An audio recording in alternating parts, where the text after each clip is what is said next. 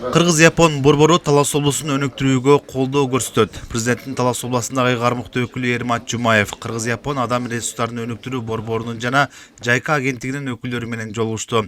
Облус башчысы Таласта ири долбоорлор ишке ашып жаткандыгын белгилеп, алдыда эки тараптуу кызматташууну жаңы деңгээлге көтөрүүгө кызыктарлыгын билдирди.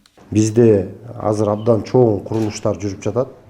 Мен ойлойм, ушулардын ишке ашышы менен сиздер менен кызматташуубуздагы бир жаңы деңгээлге чыгып, ийгиликтүү долбоорлорду ишке ашыра алабыз деп. Жолугушууда Талас облусу менен Кыргыз-Япон борборунун ортосунда кызматташууну чыңдоо максатында атайын меморандумга кол коюлду.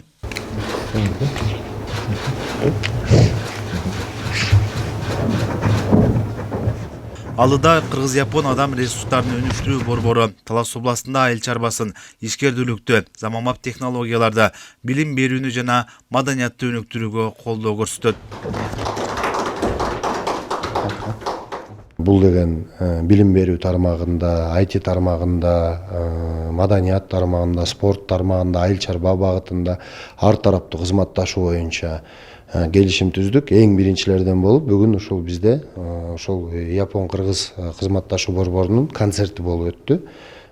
Япон концерти бул дагы эң биринчи кадамдар. Маданият тармагын өнүктүрүү боюнча бул бир эле жеке бул тараптан болбойт, биз тараптан дагы болот. Анан биз ушундай бир багытыбызды ушул Япония менен тыгызыраак байланышта иш алып барсак деген оюбуз бар. Робототехника биз үчүн абдан кызыктуу. IT тармагы өтө кызыктуу. Бул дүйнө жүзүндө билесиңер, Япония биринчи орундарда турат. Ошол себептен улам биз акырындык менен ушул именно Япон тарабын тандап алдык. Ушулар менен кызматташып, алакабызды күчөтөбүз деп. Өз кезегинде Кыргыз-Япон борборунун тең төрагасы Шиня Танака эң ириде региондордогу муктаждыктарды аныктап алуу маанилүү экендигин белгилейт.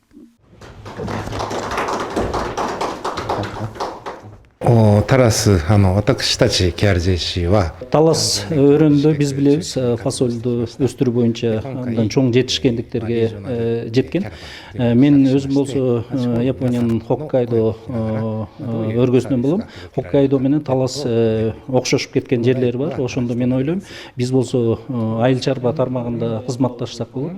Кыргыз-Япон борбору биз болсо бизнес тармагында билим беребиз. Ошондой эле япон тилин дагы үйрөтөбүз.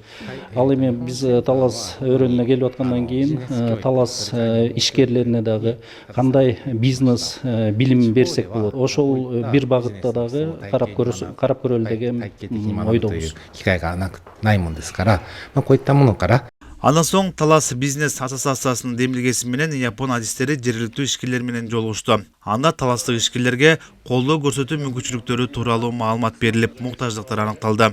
Жергиликтүү ишкерлер кызыктар болуп атат. Болгондо багы мындайча айтканда каяктан баштайбыз, кандай кылабыз, эмне кылабыз деген бир суроолор жаралат. Анткени кайсы тармакта иш алып барсак болот.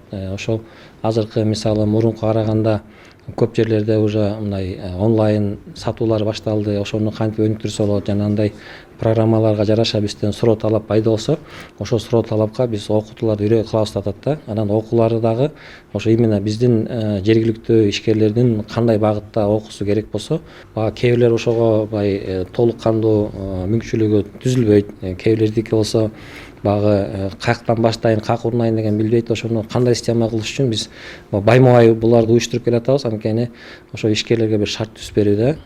Айрыкча ишкерлүүлүктү өнүктүрүүдө бизнес окутуулар, тажрыйбасын арттыруу, ишти баштоо жана өнүктүрүүнүн багыттары боюнча колдоолор зарыл экендиги белгиленди. Орузбек Шабданбайгулу, Калмурат Мейманбеков, Зина Акматова, Талас шаары.